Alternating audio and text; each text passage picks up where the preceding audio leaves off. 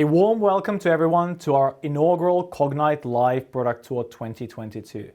We look forward to sharing with you today how at Cognite we are building software products that empower our customers across industrial verticals to liberate, contextualize, model, and scale their data to transform how their businesses operate by redefining how they operationalize their underutilized data assets. First, however, we have some housekeeping notices for you. Today's event is 60 minutes, focusing on live product demonstrations across our integrated product portfolio. Secondly, this event is being recorded, and the recording will be made available later on cognite.com. Please do post your questions in the questions box throughout the event. And again, the live Q&A with Cognite experts will take place at the end of the demos, where we'll be going through your questions. You can, of course, put forward questions live there and then as well. Last but not least, thank you genuinely for joining us today. We do appreciate your participation. My name is Petteri Vainikka, and I have the privilege today to be your host. I'm joined by an esteemed group of fellow Cogniters who will be indulging you today in a roller coaster ride of live Cognite product demonstrations, covering a large part of our generally available product offering. Each presenter will briefly introduce themselves as they're up on our agenda today. Today's live product tour will cover the following product scope. We will start with Cognite Data Fusion, the open industrial data operations platform with industrial knowledge graph. Cognite Data Fusion is our modular open platform product that connects the dots between desired business outcomes and relevant use case-oriented data products, including their assembly from diverse disjointed data source silos. At the heart of Cognite Data Fusion is the industrial knowledge graph, with our unique AI-powered data contextualization services that automate the population and maintenance of the industrial knowledge graph itself. Cognite Data Fusion also packs our innovative Cognite template service, which is a powerful way of scaling use cases across asset fleets with data confidence. What Cognite templates allow solution developers to do is to spin out smaller subsets of the unified industrial knowledge graph into use case specific data models and to govern their data and data processing individually. No more centralized master data management getting in the way of progress. Much more of Cognite Data Fusion shortly in the live demos. In addition to Cognite Data Fusion, we will be demonstrating to you today a selection of our composable reference industrial applications built using Cognite low-code application developer libraries and tooling. Cognite Charts, as an example, provides a powerful no-code experience for domain experts to do real-time data analytics, troubleshooting, and root cause analysis. Cognite Charts is a powerful expression of how the industrial knowledge graph is applied to augment time series analysis that is center stage, of course, by allowing the SMEs to instantly see, understand, and decision based not only on the time series datasets, but by leveraging all contextually related data alike. Anomalies don't happen in systems isolation, nor should data analysis be performed within a data silo either. Cognite Infield equips your field workers for digital transformation with instant real-time data anywhere they go. For example, to digitize routine rounds. Cognite Maintain is an AI-enhanced maintenance planning application that helps asset operators optimize efficiency and reduce waste by enabling efficient scoping, planning, and execution of maintenance work. Cognite Maintain leverages fully contextualized data previously siloed across source systems to display a list of work orders prioritized by, among others, risk factors. And it then maps these to an intuitive 3D asset model for an optimal real-world frame of reference for the planners. Cognite Best Day is a production optimization application to help you raise your maximum production capacity by providing, again, real-time operational visibility on all important aspects of your production. Cognite InRobot, our application to activate robotics with Cognite Data Fusion, helps you automate repetitive tasks with robotics, to carry out remote inspections, do maintenance work, and repair tasks, and above all, to keep your workers safe by eliminating the need to travel to hazardous locations.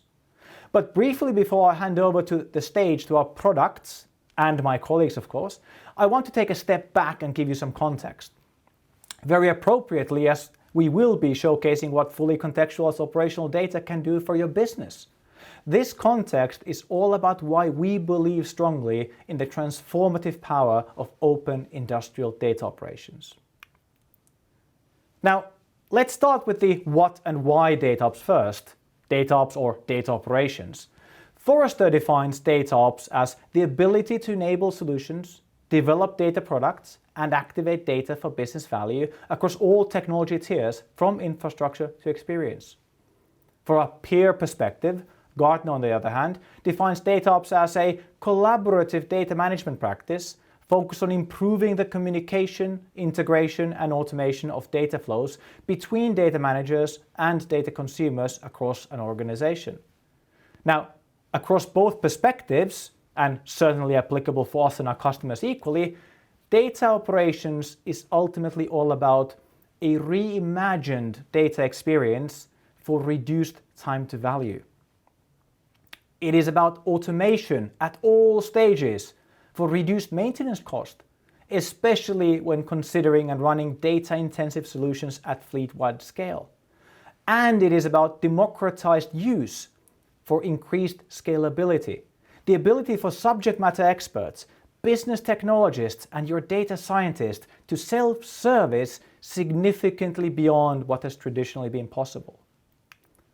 Now, data operations is of course not the goal itself, it is a means to an end. At Cognite, we are the open industrial data operations leader for digital twin platforms, industrial digital platforms, for business technologist empowerment, and for transformative business change at scale with real commercial impact. Now, I want to share with you one common customer challenge today. I'll read it out first. Our challenge lies not in the POC phase of potential digital twin use cases, but how to scale the digital twins in a scalable IT-like environment. This is why solving the data operations challenge is essential to unlocking real business value from data. Now, this particular quote is of course not unique. I'm sure many of you recognize the situation this customer finds herself in. Few in POC stage successful digital use cases ever make it to live production, and even few are ever scaled out across equipment or factory fleets for scaled commercial value. And all of this because of the inability to execute, or in more simple speak, run these real-time operational data-dependent applications in a robust, well-governed, high-confidence IT-like environment. And to get to real value, to real transformation, we need scale. Again, a scalable IT-like environment. Success in the digital-first era requires a platform approach to build, operationalize, and scale hundreds of different use cases, all the way from proof of concept to proof of scale, live in the field. We have the data, and we have the algorithms. We lack data context. To unlock true data understanding for everyone in our business, to make our data speak human, and thereby make our data trustworthy. And we lack data operations, to liberate, contextualize, model, and scale our data to transform how our businesses operate. Again, a scalable IT-like environment, but not the way we know data management environments from the past. With Cognite Data Fusion, the leading open industrial data operations platform with industrial knowledge graph, you get fully contextualized operational data as your foundation for real-time AI and digital twin use case development, operationalization, and scaling. From live multi-source data dashboards to immersive, intuitive 3D visualization applications for continuous, comprehensive views of your operations. Now, with knowledge graphs, ontologies, and digital twin data models trending right now, we do want to draw your attention to one very important issue. Fully contextualized operational data can only be provided by an industrial knowledge graph with automated population, covering structured, semi-structured and unstructured data, all as first-class citizens equally. This is a key topic of our first live product demo today. And now that's where we're getting to, demo time. Your first demo presenter today is Geir. Geir is Cognite's co-founder and CTO. He's going to give you an overview of Cognite Data Fusion with a focus on how to populate your industrial knowledge graph with data ranging across structured, semi-structured and unstructured data. He will present how Cognite Data Fusion, our open industrial data operations platform, addresses entity matching, or linking time series to asset nodes in today's example, to create the industrial knowledge graph's backbone. He'll also extend into engineering documents to enrich your industrial knowledge graph with processing and process perspective.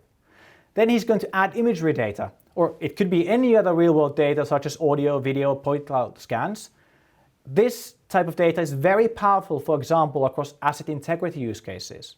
And finally, he's going to be adding 3D data, including our lossless compression and rendering using geometry streaming, for democratized 3D data access on any device to all, including those in the field with IEX certified handsets only.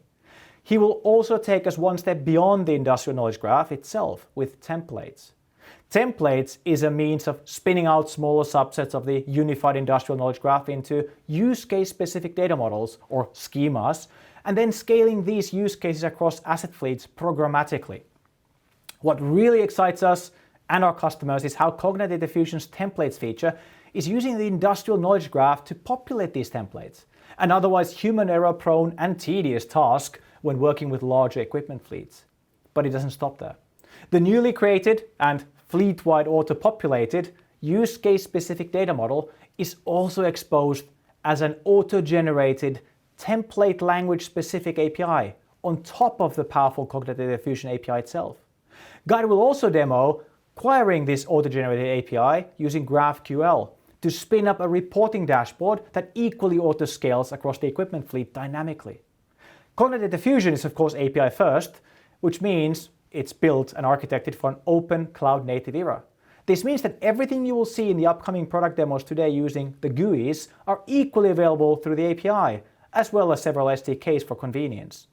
Also worth a call out, as we move from Cognite Data Fusion platform demo over to our select business application demos, you will notice how many of the same industrial data exploration features are revisited as part of the application workflow experiences. Now, this is of course intentional and a good example of our application developer tools, on which our own platform GUI is equally built, in fact, being reused to create our composable reference business applications that you can also take advantage of. Regarding our demo flow today, Geir will be handing over directly to the next demo presenter. In today's agenda, that is Knut, who will be continuing with Cognite Charts. And similarly, the stage will then be handed over directly again, with us circling back at the very end for some closing notes, and what we look forward to being a very vibrant live Q&A session with all of you today. Now, enough talking, let's get to seeing it live in the product. Thank you, Petteri. So, this is the user interface of Cognite Data Fusion. It takes you through the whole journey of integrating with data sources, contextualizing, exploring and building solutions on top of this, and managing and configuring those solutions. What we want to focus on today is the real magic of Cognite Data Fusion.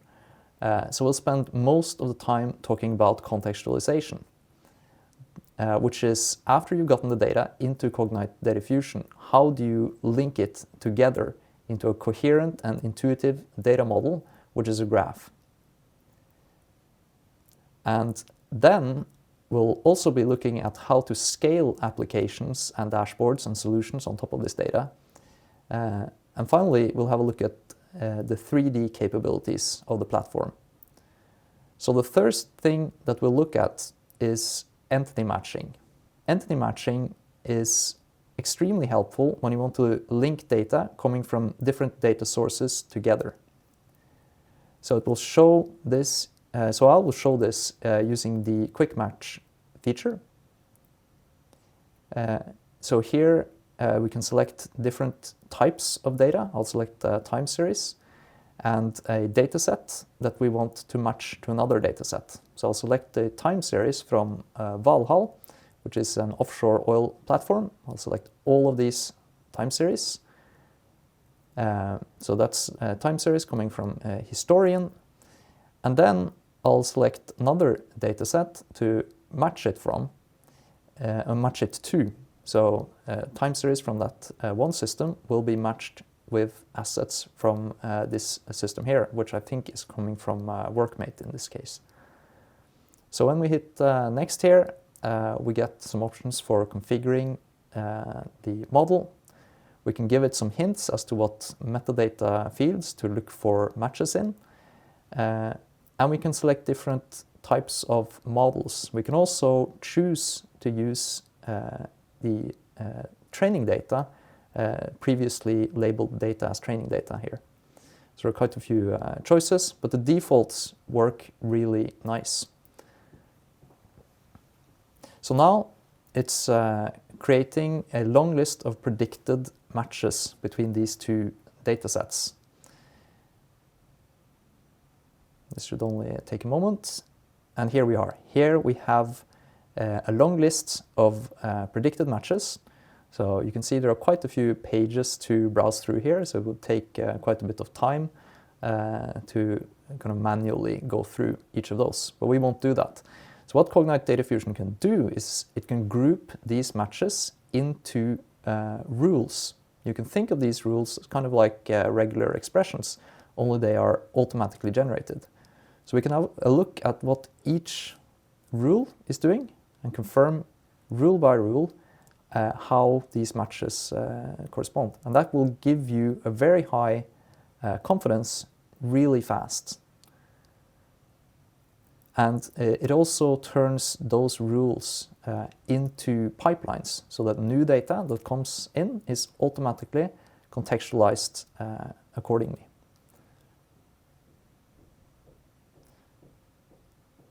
So when you're happy with the rules you've selected, you can write that back to CDF.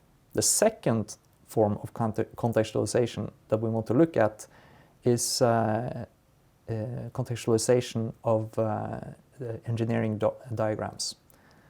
So here we can select PDFs, which are just image files basically, and we can process them and extract data from these files.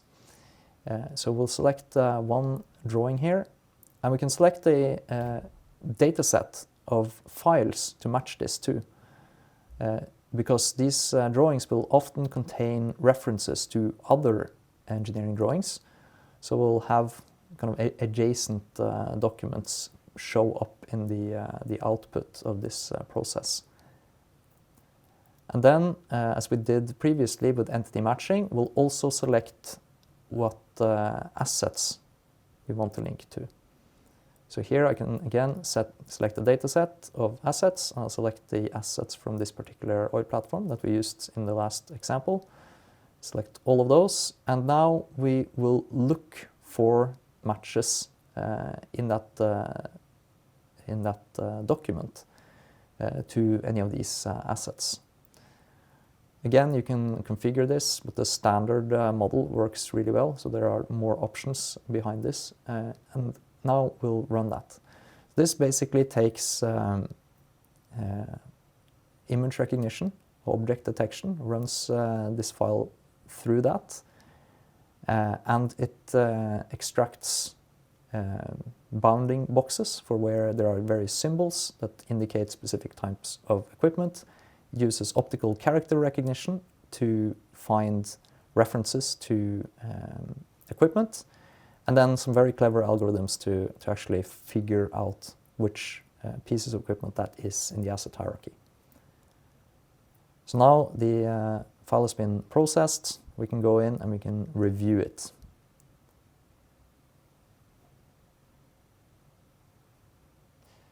So here you see we have an intelligent PNID drawing. And you can hover over these elements, references to assets that the algorithm has found. You can see that these are real assets that are being linked to. So now you can see all the details of that particular asset. We can also see that it's linked to other diagrams. So we can go and look at the other items in the knowledge graph that this asset is linked to. We can see it's linked to a time series here, and so on. And it also links this interactive diagram back to these assets. So if you're coming the other way, you can find the document. And that's important for some of the applications that you'll see. So the final contextualization part I want to show here is imagery contextualization. So here what you can do is you can take image files, pictures coming from robots or just people photographing equipment. Usually there's lots of images going to lie around on different drives. And there's a lot of valuable information that you can get from this. So here we have a photo which is from a piece of equipment, and now we can process that. We'll select some models to look for text, for particular assets, nameplates, and object detection on this file. So usually you would take thousands of pictures in one go here and let this processing happen in the background. But because it takes a little bit of time, we'll just use this one photo here in this example. And this is also a functionality that's very relevant for robotics. So now you can see it's running these models, and it's found some assets in the picture. So it's going to link that. Yeah, you can see now it's popping up some assets here. It's going to link that back to the asset hierarchy. So it means that this picture can also be discovered now in the context of that particular equipment.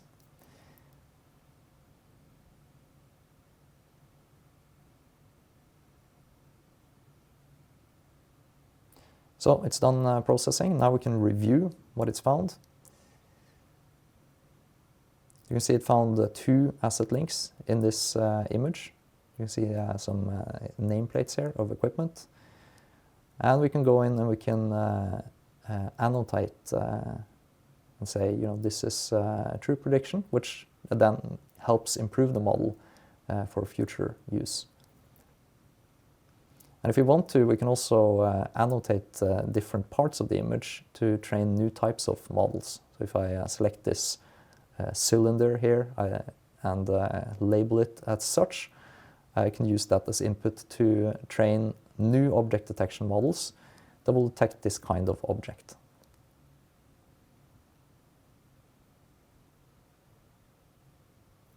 So if we go and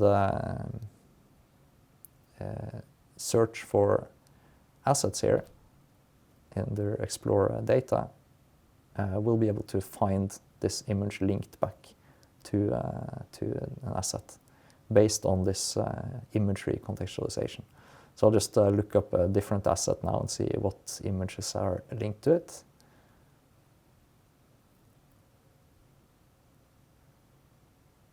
You can see all the data that's linked to this particular asset, other assets, files. Under files, you'll find imagery. This was previously a contextualized image, and you can see it's mentioning this particular piece of equipment.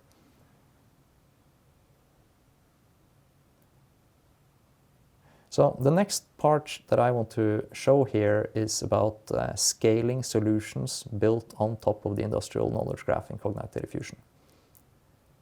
And that's templates management section, and it's an incredibly powerful system for scaling solutions. So with templates, what I can do is I can create my own data model that's tailored to a specific application or use case. So here I'll create a model for gas wells. And in this case, I'll be needing some particular attributes to be filled out. So here I'm saying I need each gas well to have a property that I will refer to as BHP which is the bottom hole pressure, which is a time series, and reservoir pressure, gas flow rate, etc. So these attributes need to be present on each gas well for my algorithm to work. But the hard part here is really filling out that data model. So here I have my wells in the rows, and I have columns that represent the attributes that I just defined. But I need to fill in this matrix with the correct time series, and that can be a really tedious job. Now, fortunately, Cognite Data Fusion in the background will start to learn from how I fill this in. So it has some powerful algorithms behind the scenes here, which is powering these suggestions. And as I fill in more of these suggestions get better. So there is no suggestion for the gas flow rate, for instance. So I'll look up, try to find the gas flow rate for this particular well here, and I'll see if that produces more suggestions. So I'll fill that in. And then if we refresh the suggestions here, we get suggestions for the gas flow rate of these other wells.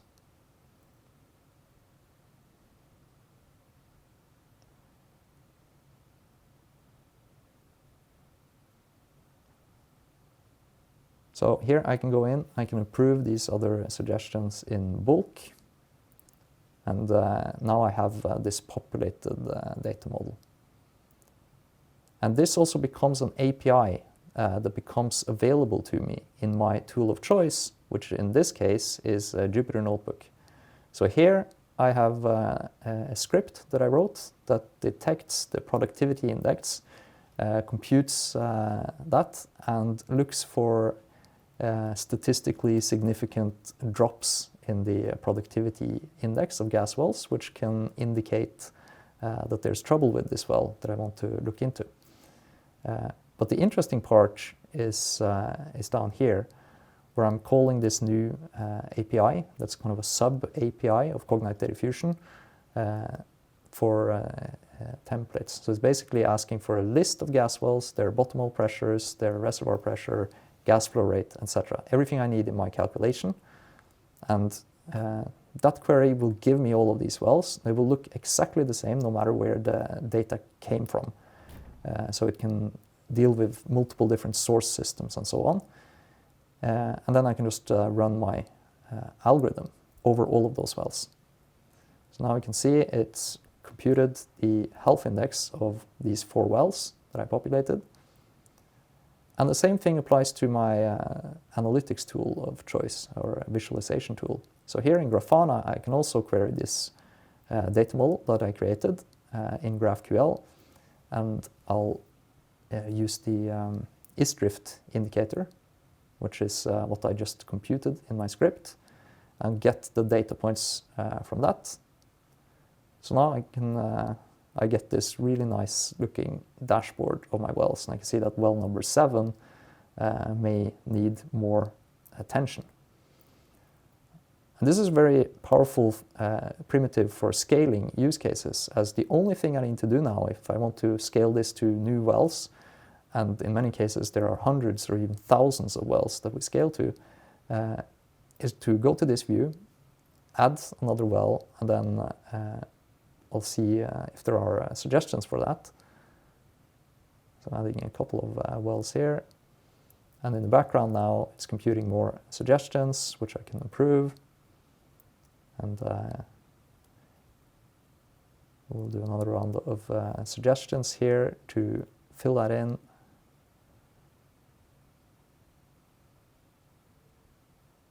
So now I've added a couple more wells. I don't need to modify the script at all, I just need to run it again. And now it's computing this health index for all of the new wells. And I only need to refresh my dashboard here for it to also cover these new wells that I added. So no code changes required here either.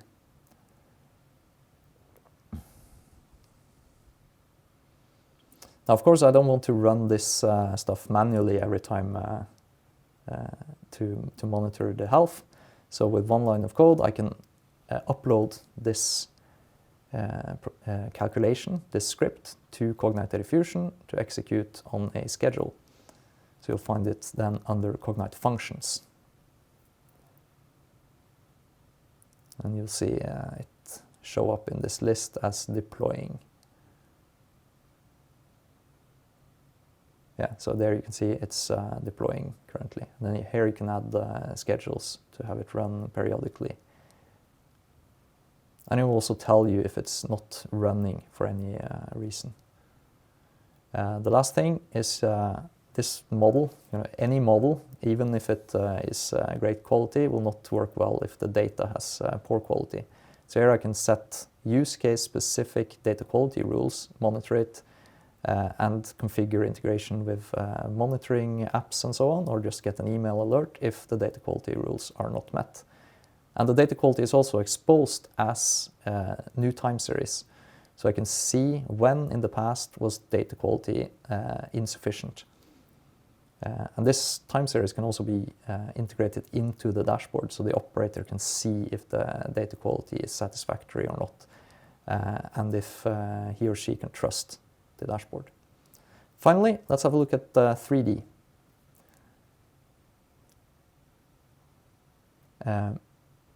So here we've uploaded the 3D model. It's been processed and so that our backend can stream just the data that is in the view to the viewer without downloading the gigabytes of data that's in this source file. So this is a very large oil platform. It's the oil platform that the time series came from. But when you're looking at it, you only get the data that's relevant for your view. Kind of like how Google Maps streams just the data that you're looking at. So if I turn this around or zoom in, I initially see these kind of block shapes, but they are very quickly replaced with the actual data. So you get all the detail here with the full fidelity without having to download the full fidelity of every portion of this model. And if I turn this around quite fast, you'll see these kind of Minecraft-like structures and block structures that you can see here that are approximations, but then as you zoom in very quickly, you get the full fidelity.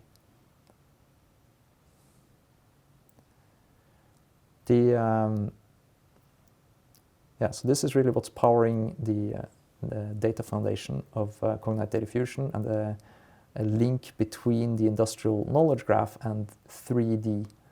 So 3D is a very, very powerful way of visualizing data and discovering data. And it's used in almost all of our applications. Now, contextualization also works on 3D. So you can contextualize 3D models just as you would time series. It works just the same as what I showed earlier in this video. That concludes this demo, and with that I want to hand it over to our senior product manager, Knut, who will give you a tour of the Charts application.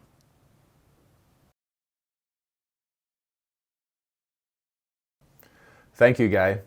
Hi, I'm Knut Vidvei, and I'm a lead product manager working on data exploration and discovery. I'll talk about industrial data ops for data scientists and domain experts within Cognite Data Fusion. With Charts, we enable engineers to work with data scientists to build and scale industrial use cases to improve production, reliability, and sustainability. Cognite Charts has three main elements: domain-centric data exploration, intuitive trending and visualization of data, and a powerful industrial no-code toolbox. So liberate siloed data, contextualize it, and make it available. Cognite Data Fusion allows you to make data do more. Let's get started. So immediately when you come in, you see that the data is at the center of attention. And here you see a couple of months of data showing the rate of flow through a system. Out of the box, it gives me basic statistics and the units, and I can even set my preferred units. And I can get more advanced statistics calculated on the fly, as you see here, also with a histogram and the all-important metadata. But in order to do a root cause analysis, you want to pull in more relevant data. And instead of cryptic tags I use human language to search. And with contextualized search, Cognite Data Fusion has connected time series to assets and equipment, and that equipment is also connected to interactive engineering diagrams, like this piping and instrumentation diagram. So here you'll both get a system understanding of the data that you're investigating, and you can add more related data to your analysis. So here I see related data with a human readable description. I can see that it has a small preview underneath, and with the flick of a button, I can add it to my chart. If I go back to my chart, I see that it has already loaded the data. You'll give it a more understandable name, so you'll be able to understand when you come back to this at a later time. And with the performant and intuitive trending, you can adjust and overlay axes to find correlations and compare. So here I validate that the mass rate is following the flow rate, which is good, and that units are set, and now I can turn it off to continue. I also want to validate the pressure using pressure data. So I have a pressure sensor upstream and one downstream, as you see here. And to find the pressure drop, I need to do a calculation. But instead of exporting this and manually calculating it, I open this powerful industrial no-code editor. I add my pressure data, I add a resampler and subtraction from the industrial data science library, and I pipe it all together. I can immediately see the results together with the inputs without leaving the tool. And with the expansive no-code library, I can easily and intuitively build even more complex or simple calculations. To compare the results with the same unit, I can merge the axes to validate my results. As you see here, I have the same units for them. I go to the y-axis and I merge them together to validate that it follows approximately. I think this looks pretty good, and I want to share it with my colleagues. So all I have to do is flick the switch and the collaboration can start. And that concludes the demo of Cognite Charts. Coming up now is Mari-Sofia, who will talk about AI-enhanced maintenance planning with Cognite Maintain.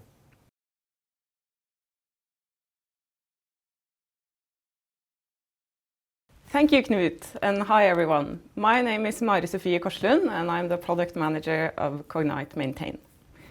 Maintain is our application that sets out to break down the traditional data and organizational barriers in an organization to really bring AI and seamless collaboration into the process of planning and scheduling activities that are to happen in the field. And the goal is really to enable our users to always make decisions driven by data and to have the visibility on performance throughout. And the potential when it comes to value here is reported to be some 15 to 30% reduction in annually planned shutdowns, in addition to efficiency gains when it comes to execution in the field. So let's jump into Maintain so we can have a look at it live. So here you see Maintain live on the screen, and the easy access to really select out the work package or the turnaround as two examples that users are wanting to optimize. The work orders are contextualized to 3D when that is available, and this really provides the planners to see that, have that spatial context of the work that they are seeking to optimize. And 3D offers a first example of how planners can catch opportunities in Maintain, in addition to the suggestions feature we have built. Another visualization vehicle of Maintain are the contextualized documents, here seen in the form of a P&ID, where the work orders are contextualized in the same way as in 3D. A very recent feature that we have developed is that of workspaces.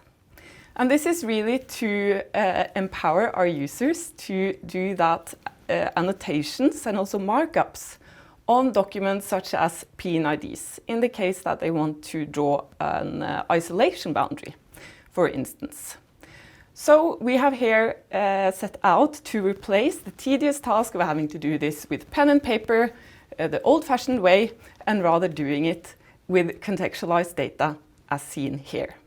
Also being able to here create a point list where you can mark the actions for the different points you add to your list. The next step of the workflow in Maintain is that of scheduling.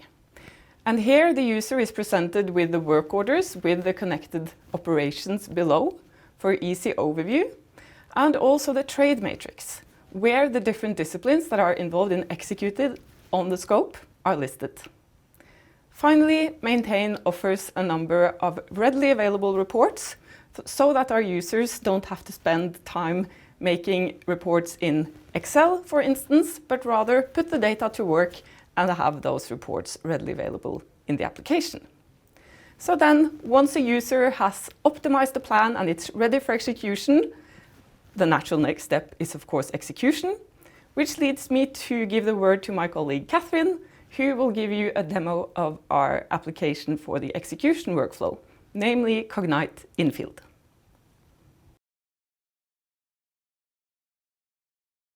Thank you, Mari-Sofie, for that introduction.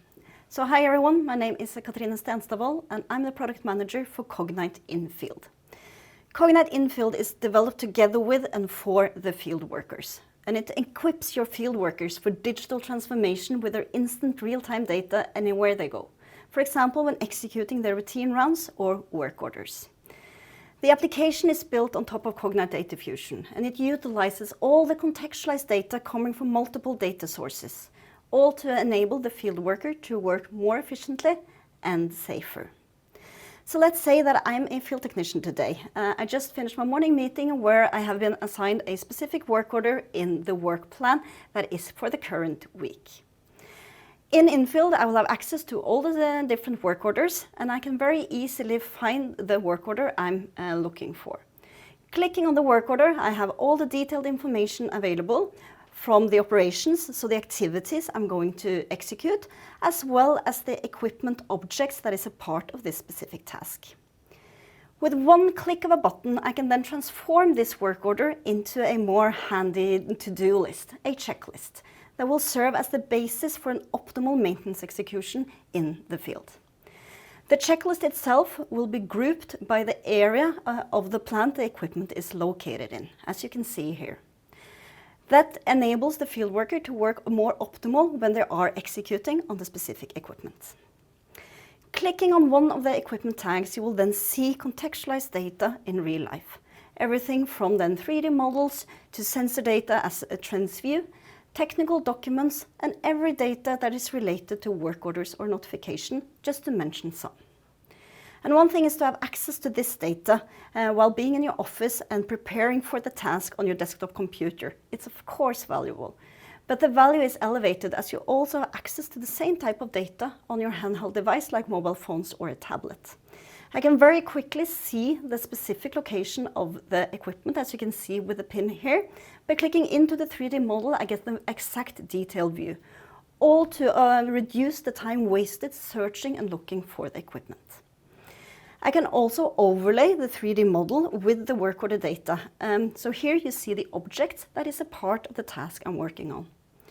Clicking on one of the labels enables me to do the smart reporting. So I can mark it as OK. I can also include images to document the equipment specifically. And if needed, I can also add in a description. And also, of course, also add a comment using speech-to-text functionality that is very easy to use with your safety gear on. Tested and verified, OK. Clicking Save here will then remove that label from the 3D view, so it still provides me only the overview of the task that still needs my attention. But let's say that I'm walking past an equipment that seems to be acting up and I need to have access to the sensor data to do proper troubleshooting by being in the field. I can then very easily just take a picture of the tag plate to find the relevant information, as I will show you here. So very quickly use the camera to take the picture, and we will find all the data that is then relevant for you to use in your troubleshooting. You can then do a deep dive into the trends and seeing all the relevant data points to give you the information without disturbing the control room operators as well. So having access to contextualized data in the field will enable the field workers to work more efficiently and safer, as well as delivering higher quality in their work. So with that, I think I will now hand it over to Sofia. She's the product manager of our application Best Day, and she will talk a bit more about how you can ensure that you optimize your production to meet your Best Day standards. Thank you.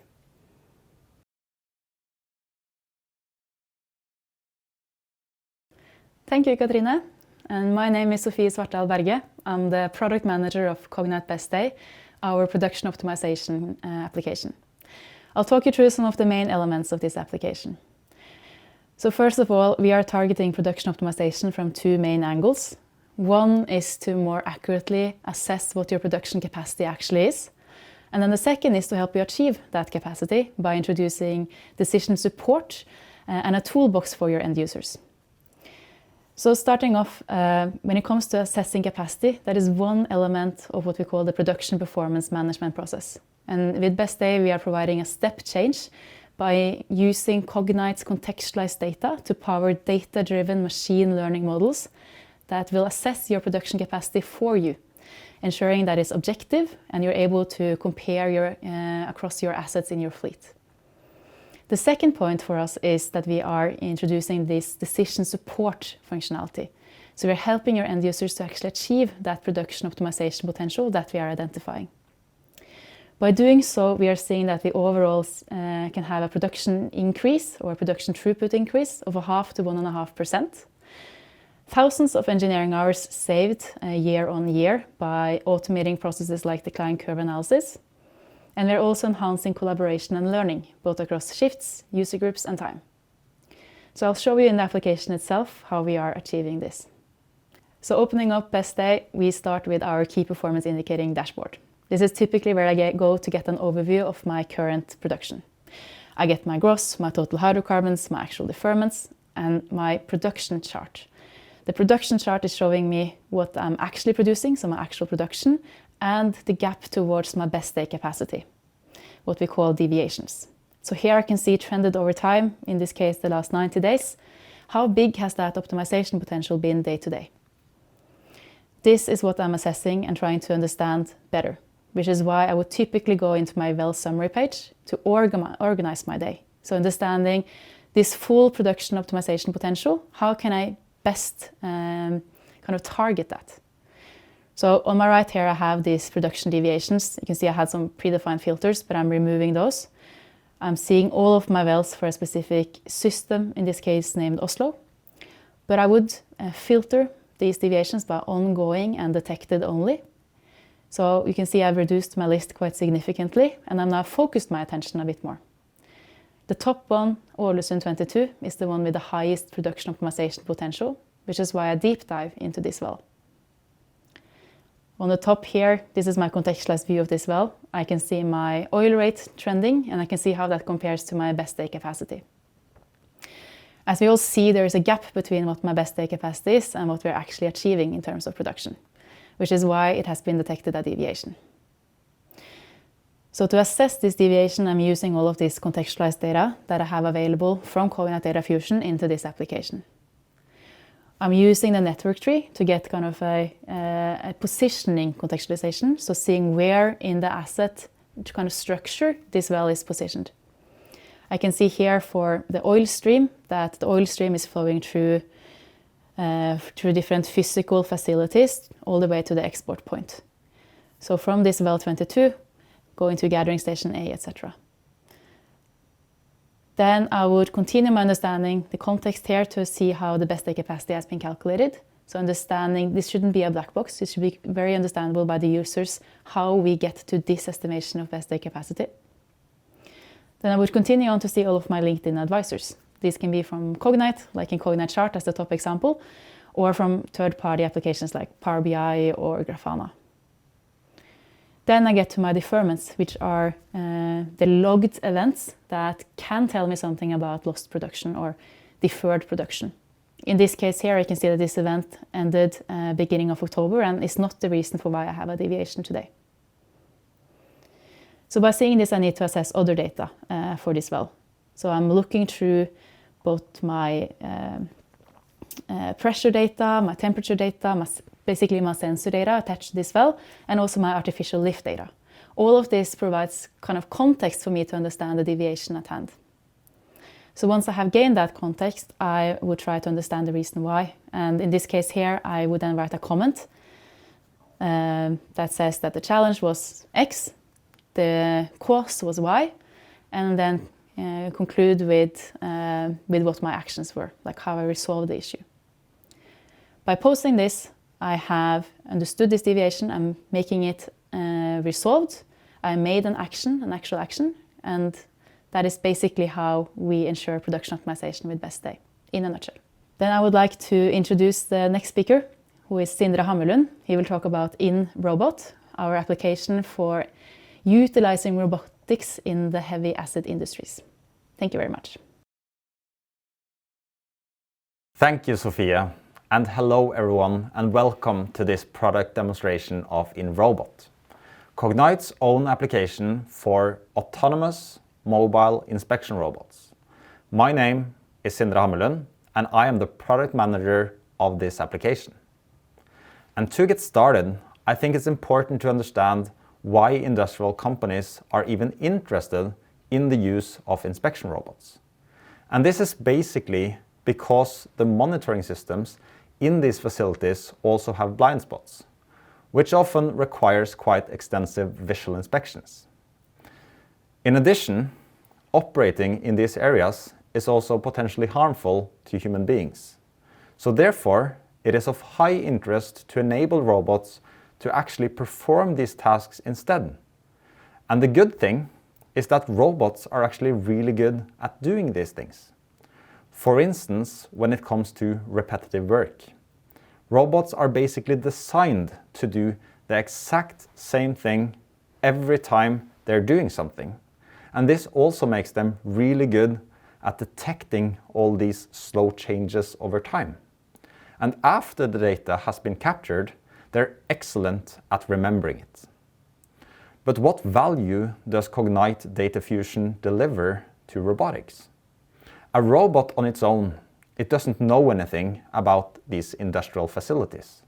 But if you power it with a knowledge of the digital twins inside Cognite Data Fusion, it can actually know exactly how the industrial facility is working, which enables it to know where different pieces of equipment are located, and then also know how to get there. In addition, the robot can easily upload the data to Cognite Data Fusion after a mission. And this will keep the digital twin up to date and make sure that the data captured is actionable. So in essence, we're basically putting industrial inspection data into context, both when it comes to the planning phase, but also when it comes to the data analytics phase. So we mainly split industrial inspections and robotic use cases into 5 different categories. It's telepresence, autonomous inspections, 3D scanning, asset tracking, and also maintenance planning. And all these use cases are solved in the application called InRobot. And in InRobot, we can interact with any kind of robot, making us completely robot vendor agnostic. We can remote control them by clicking in the camera feed or in the 3D model of the digital twin. Also, we can instruct it to perform any kind of action based on what data we want to capture. And it's also possible to add these actions to a list, namely a mission that can be scheduled for later execution or at a fixed interval. And after the robot has captured the data, it gets uploaded to Cognite Data Fusion. And once the data is uploaded, it gets available in all applications that are built on top of Cognite APIs. For example, here you can see Cognite Remote, and since both applications use the digital twin in Cognite Data Fusion as the reference, we can automatically visualize the data in the exact same position as the data was captured on in the field. And this gives us a very intuitive user experience. In Cognite Data Fusion, we're also post-processing the data. And one technology we are using for this is computer vision. Because on its own, a robot, it wouldn't know what items or objects are visible in the camera feed surrounding it. But if you combine the robot and its cameras with computer vision, it can actually also interpret the environment. And since this is of such great interest to us, we've already trained quite a few computer vision models that are already in use by our robots. And these models include a gauge reading model that can read levels of gauges. The type of gauge, it actually doesn't matter because we have trained the model for circular gauges, digital gauges, and level gauges. We also have models that can detect spills, corrosion, broken cables, and also the state of different kinds of valves. Now, I hope this was a good introduction to what's possible with Cognite InRobot when it comes to generating real business value with autonomous mobile robots. And with this, I hand the word over to Geir Engdahl to close the demo loop with a demo of data integration. Thank you.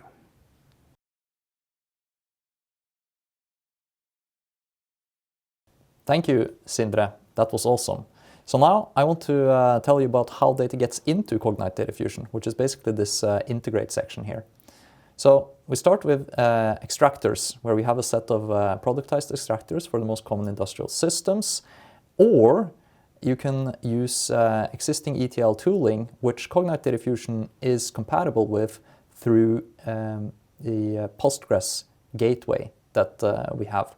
So all existing ETL tooling supports that, and Cognite Data Fusion will just look as if it is another Postgres destination for data. So that's really easy to get going with, for instance, Azure Data Factory. Now the second part is data hits a staging area, which we call raw. So if we go into that, we can see data in the shape and form that it was in the source system. So here we can make sure that the extractors are doing the right thing to the data. Now the next step is to transform the data into the basic Cognite Data Fusion data model. So here we have a transformation engine where you can write basically SQL code to transform the data, and this UI actually shows you what is expected as output. So it will help guide you to fill in the data model correctly. So if I hit preview here, it's going to show me if I've written my SQL correctly here. And here you can see there's a red column, and that's basically telling me that there's an output field here which we didn't expect. And the problem here is I've selected the wrong output type. So if I select asset hierarchy as the output and run it again, I should see a flawless run here. So once that preview is correct, and you can see that there are some couple of fields at the right here which are not filled. That's fine, those are optional. Then we can schedule this to run on a schedule. So you can hit a cron schedule there, and you can also see details of the runs. So you can see how many items it's read and produced in the data model. And it comes with monitoring. And that's quite important. So we want to know that these extractors have been running so we can trust in the data quality. So here we can see one of these extractor pipelines. We can see when it was last run, and we can see if there are any failures. So if you go in here, you can see that there was a problem on the initial run of this with invalid credentials, but the last few runs have been successful. And this also shows up in the lineage of the produced data set. So the data in Cognite Data Fusion is organized into data sets, and if we open one of these data sets, we can see all the details about that. So we can see the description, we can see its governance status, we can see who's the owner, and some labels to make it easy to discover that data set. We can also preview the items of the data set, so we can see there are 422 time series here, and we can go in and preview one of them. So you can see, here's some time series data.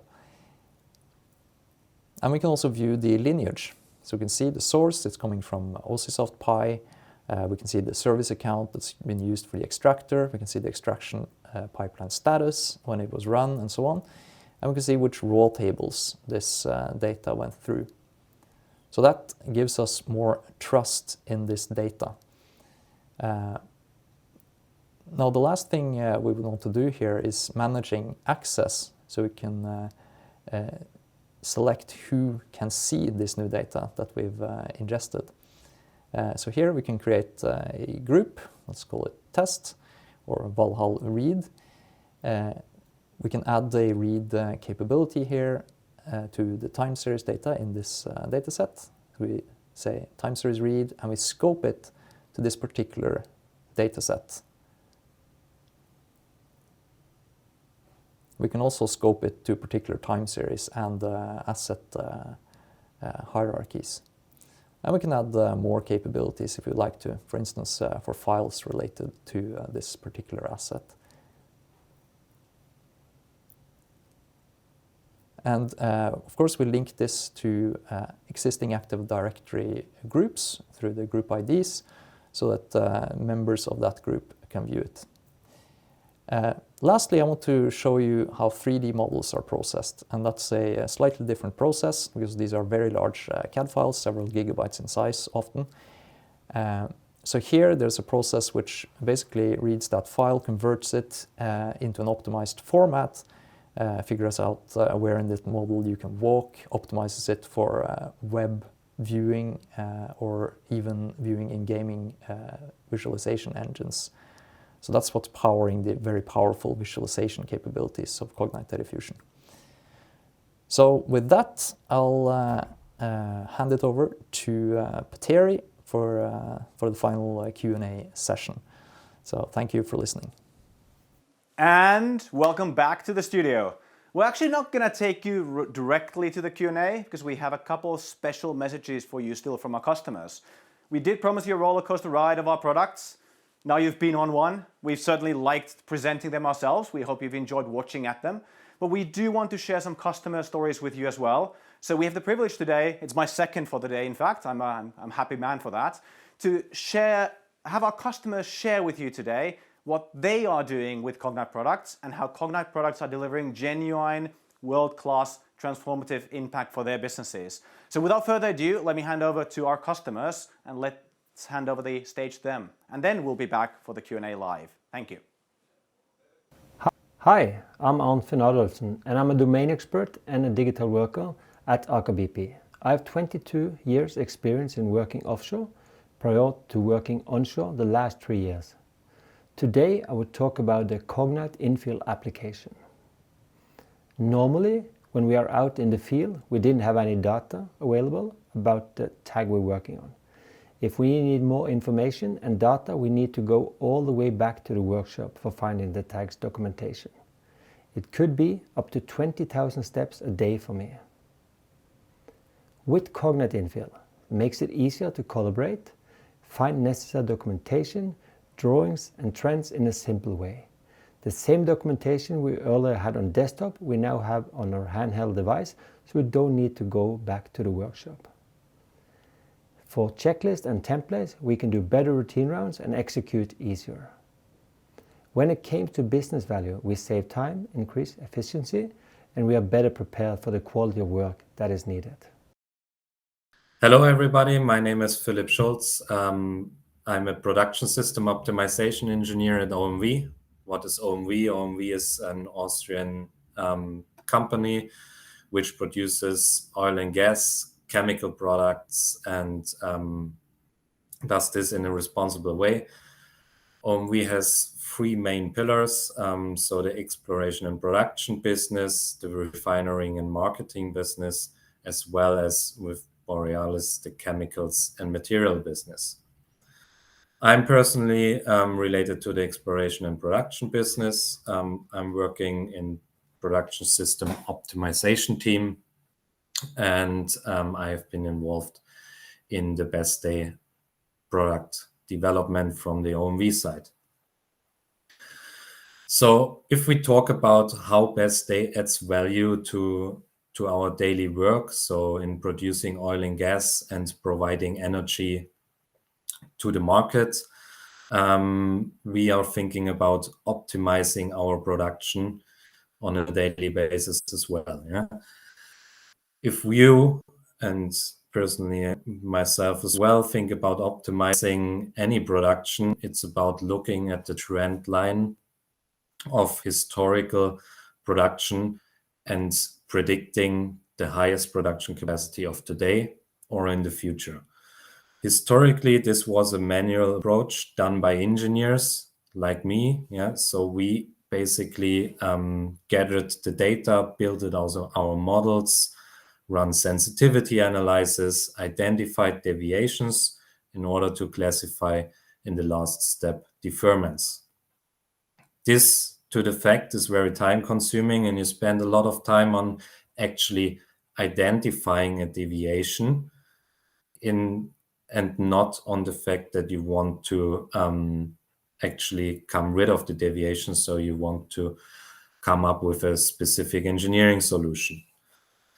This is where BestDay jumps in. So with its data-driven capacity algorithm, it automatically screens production systems within our EMP business, and it identifies best producing days in the history, runs a decline curve analysis based on that, and predicts our maximum production system capacity we could produce today or in the future. During that, it also identifies deviations, and these deviations can be used by engineers like me to then come up with a specific solution to bring back the production to our maximum production system capacity. We at OMV are using BestDay now for almost a year, and we backtested the whole procedure on our historical data. And what we found out is that we found 10 times higher, 10 times more deviations than we actually had originally in place, which means that the system detects more deviations. Does not mean that it ends up in more work for us engineers. It means that we have the information at the early stage to start analyzing why this deviation happens, and then to come up with a solution to bring back the production faster. So when we are talking about how BestDay adds value on our daily business, we talk about workflow automation and also to improve our engineering response time. And this leads to the fact that we calculated a minimum of production increase of 0.5% for our production systems within OMV.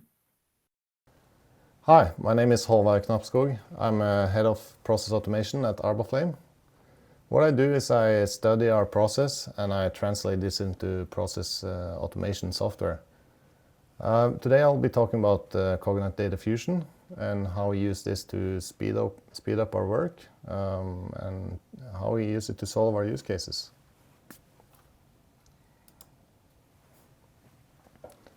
So we're looking at the CDF portal. Here we can browse raw data, we can find contextualized data. So I'll give you an example of contextualized data.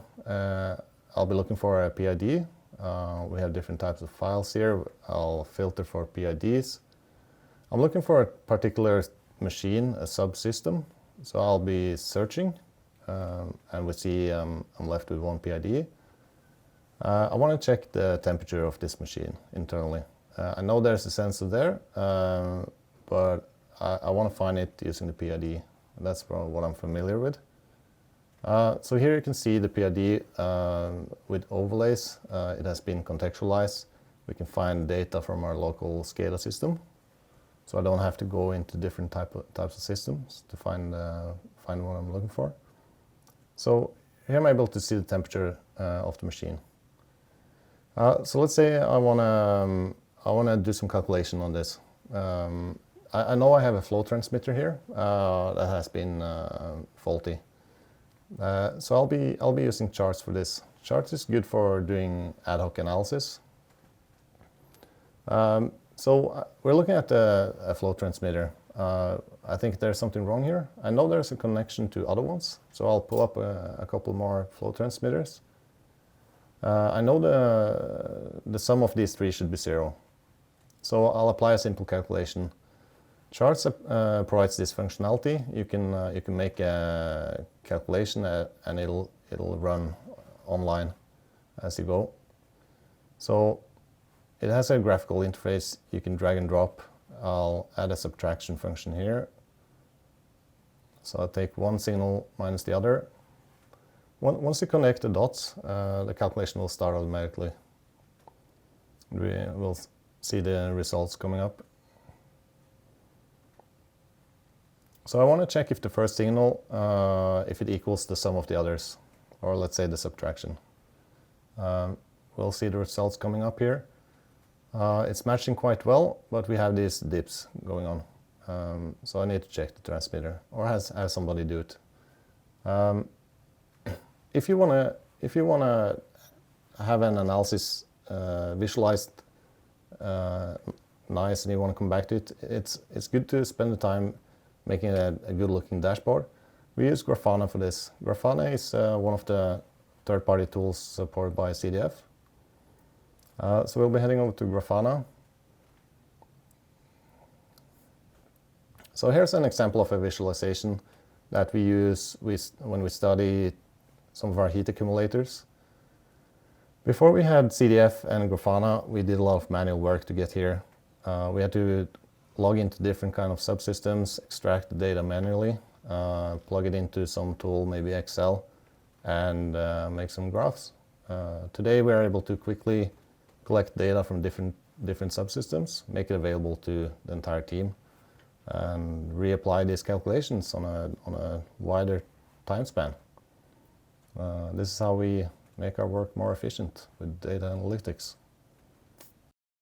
Hi, my name is Ola Øyan, and I'm an economist with several years of experience from Statnett's analysis and planning department. Currently, I work as a product owner in teams building applications on Cognite Data Fusion.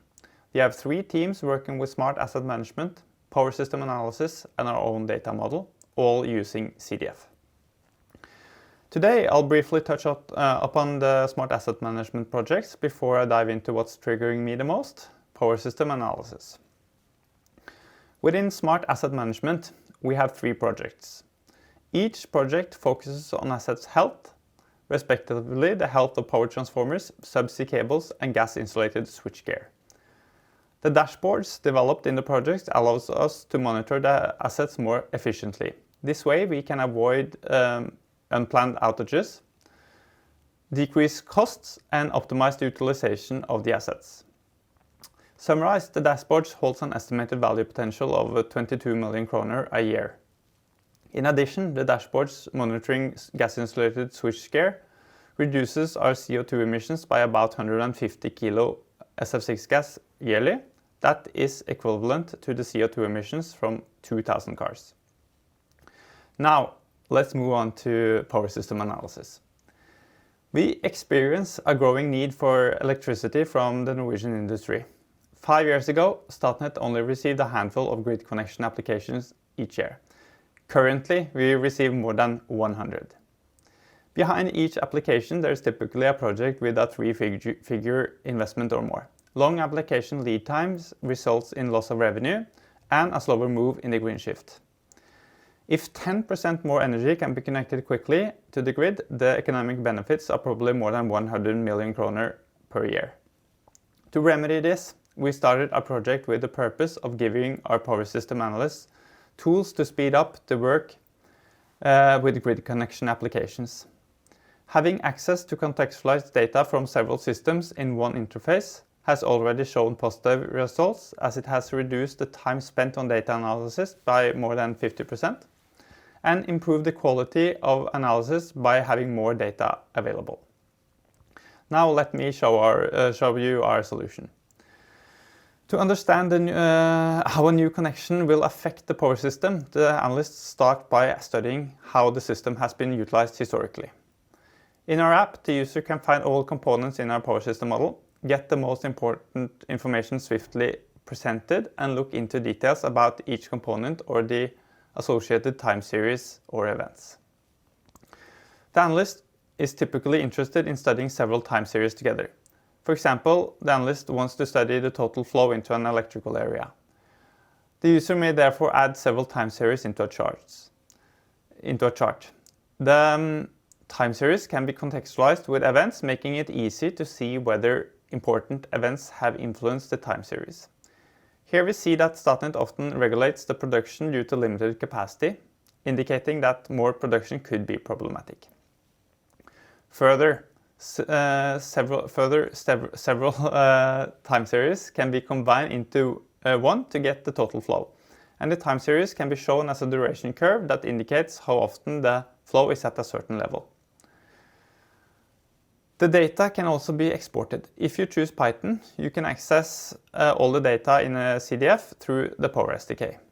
The Power SDK is a tool built on top of existing Cognite SDKs and APIs to make it easy for data scientists and power system analysts to do advanced queries. We use it for data quality assessment, studies for evaluating the utilization of all components of a specific type and so on. We also use it for prototyping new features, such as this topological representation of an electrical area. In these areas that are user-defined, you can access all the information we have in the area, such as total production over time, certain events, or asset details. I believe I can say that our cooperation with Cognite has been stimulating for everyone involved. The teams are fully manned with resources from both companies, so that they have all roles manned and the expertise to operate independently. We have experienced great attendance at demos and great support from our users. This has given us feedback for improvement, increased adaptation, and thus created value quickly. It has also made it clear that our contextualized data model can serve many use cases in our company. Going forward, we will seek to maximize the value of CDF by working closely with our users and utilizing the services included in the platform.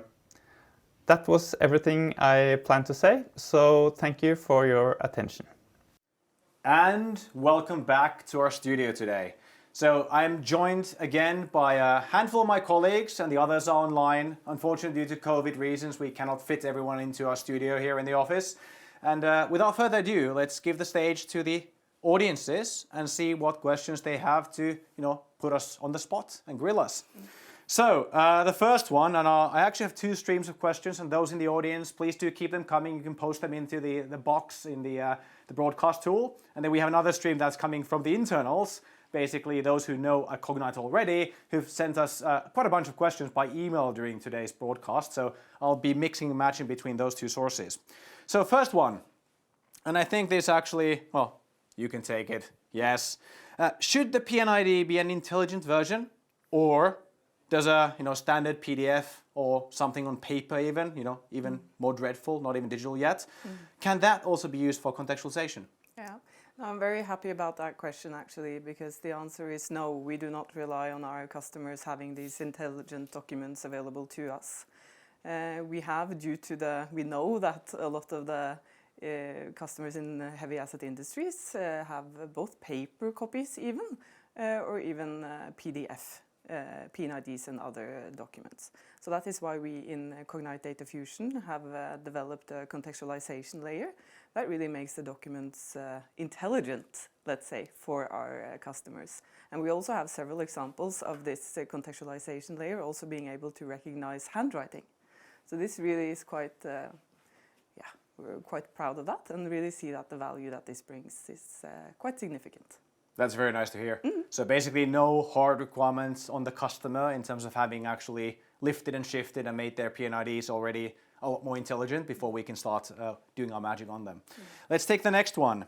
And I think, Knut, this one probably hits your domain best.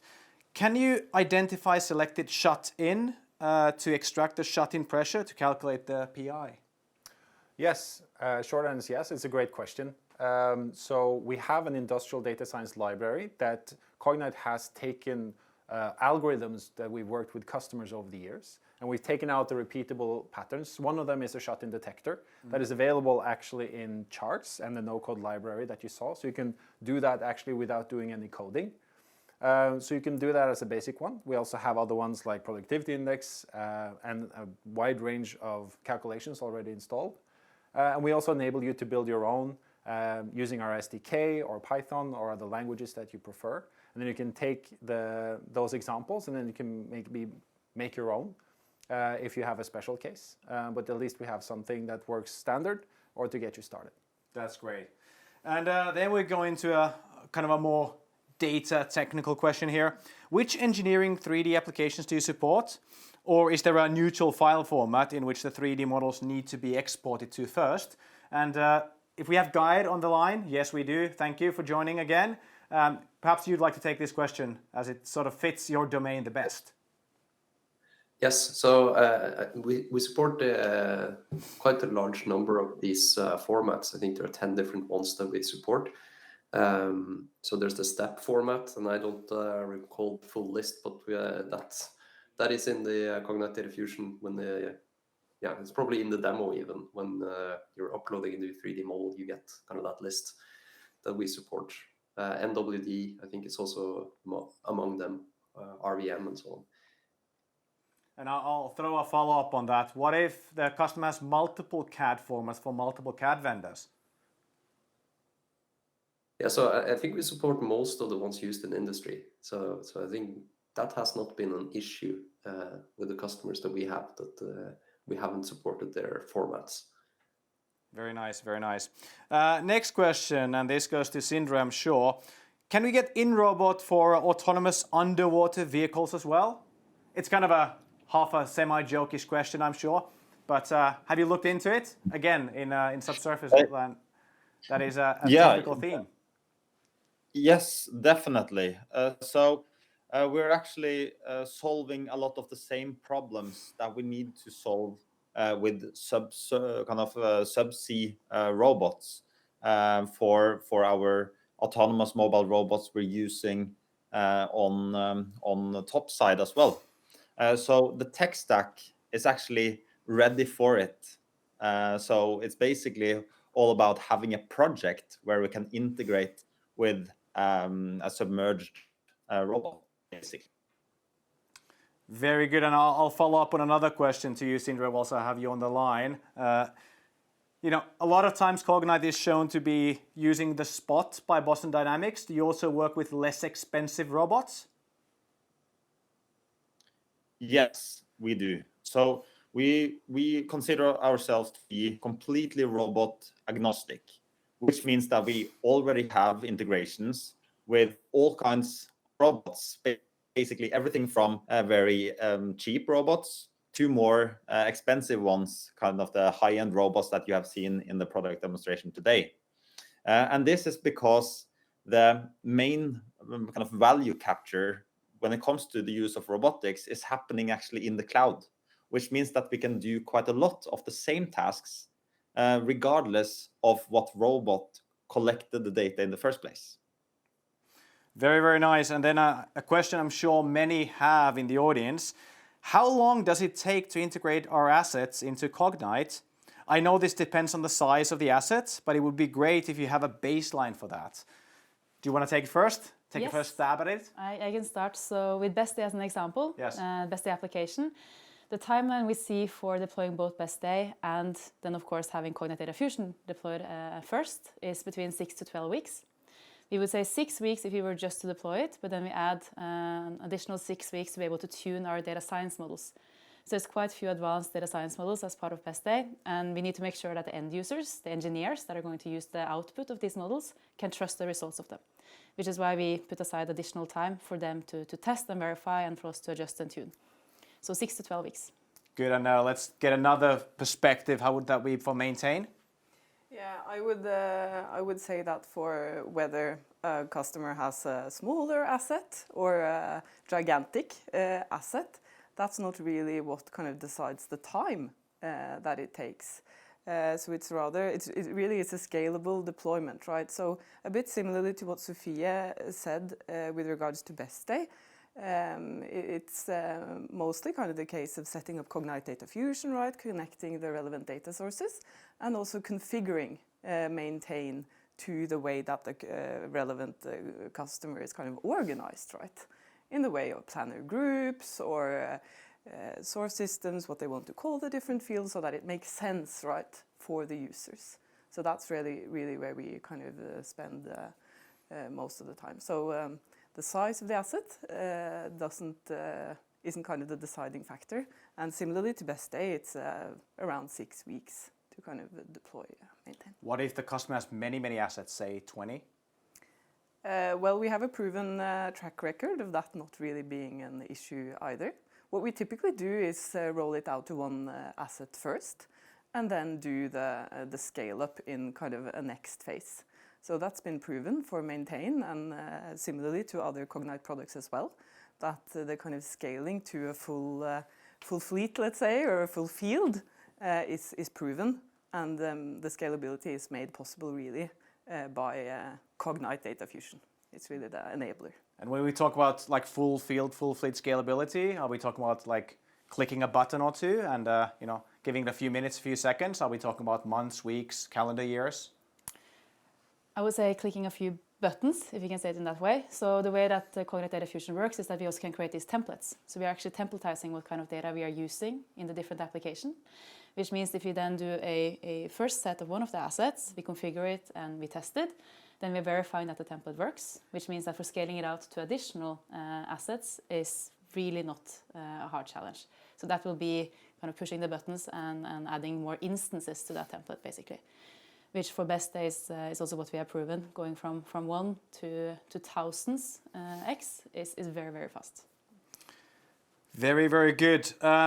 A question here. Do you work with customers outside of oil and gas? As most of the examples shown today were heavily focused on that industry. And I'll throw that question to you, Geir. Yes. So, yes, we do. We have customers in power and utilities, in manufacturing, in renewables. We have in shipping and in aquaculture. So across many different industries.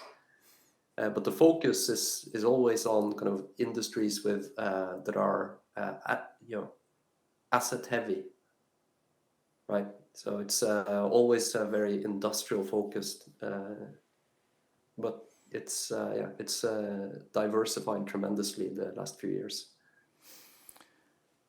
Good. Then I have a question here. Do you write back to source systems like SAP or Workmate?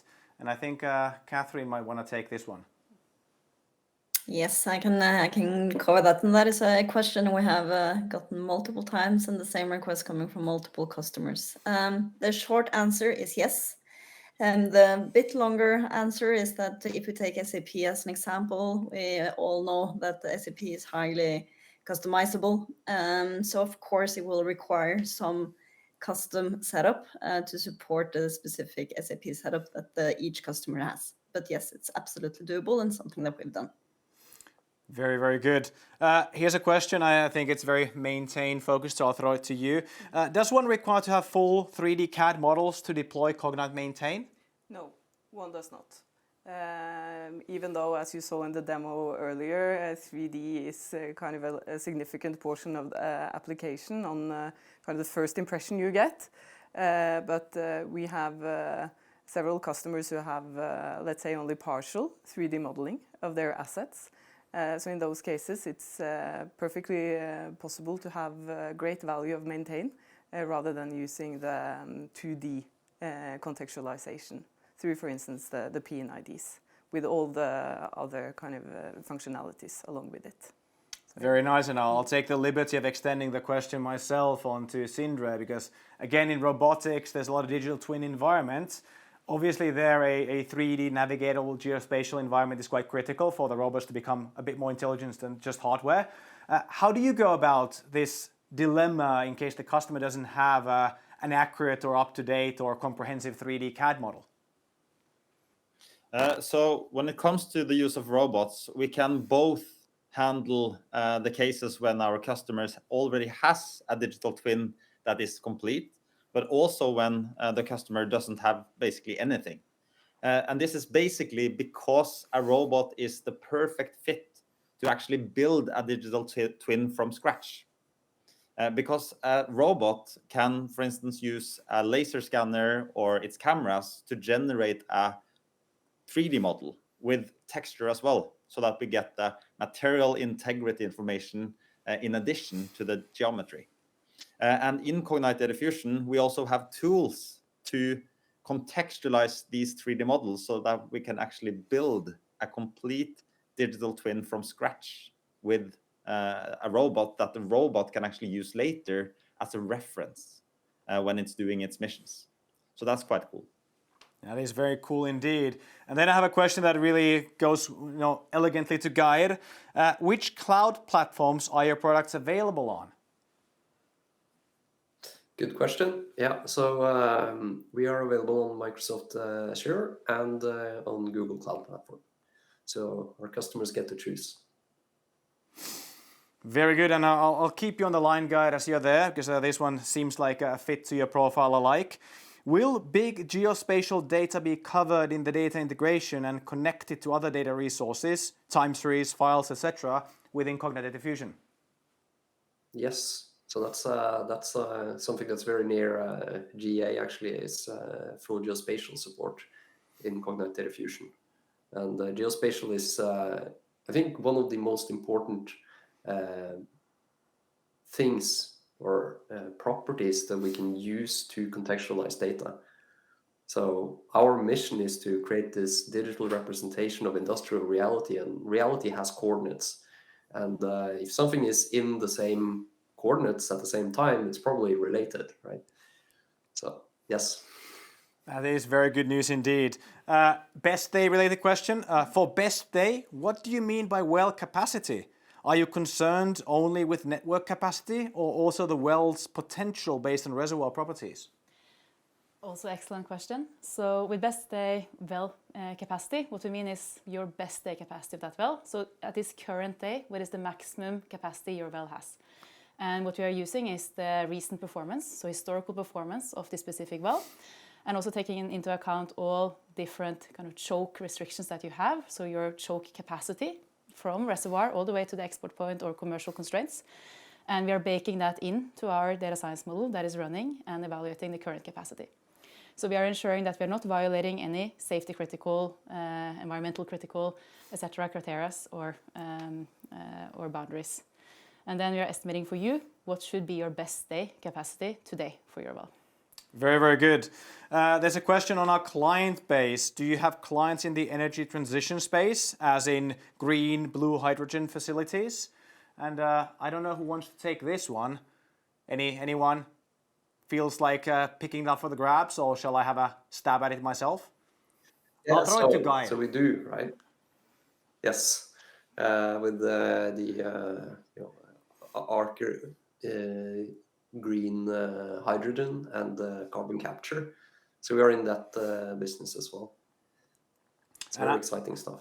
And whilst I have you there, like what are the parallels we see, from a product deployment perspective, from an operational perspective, between hydrogen, for example, or petrochemicals? Two kind of different industrial realms, but are there similarities across? Yeah, so it's process plants still, right? There's still P&IDs, there's still pipes, there's pressures and temperatures and all that good stuff. Yeah, so we have all the good stuff that we've built the product for in both cases.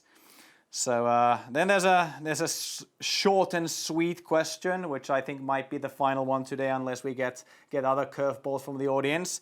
How much does all of this cost? I'll take that myself. So I didn't see anyone willing to take it up. Again, we're not really shy about disclosing how we price our products. You can reach out to a fellow Cogniter and we'll happily share the pricing model with you. But fundamentally, when it comes down to the price, the way we like to think of it is, what is the value of what we deliver to our customers? And how do you get return on investment? A really good example that I was actually recently told by a colleague was that, well, if you spend $1,000 on something and you get nothing in return, you didn't spend a lot of money, so the cost was relatively low, but the return on investment was appallingly low. It was nothing. Whereas if you spend or make an investment, say $150,000 or $2 million even, but you get $7.5 million in the first year return, that is phenomenal return on investment. So the question is really about what do you get in terms of return on investment for your investment in Cognite software and solutions, rather than what the net gross price for it is. But as said, we're more than happy to share our pricing model with you alike if that is of interest to you and if you want to follow up on that thread and conversation. So with that, let me just check up on the live feed here once more and see if we have more in the live feed, because otherwise we're getting to the end. No, it seems, thanks for the presentations and taking the time to answer the questions. We do genuinely appreciate every one of you having stuck around with us.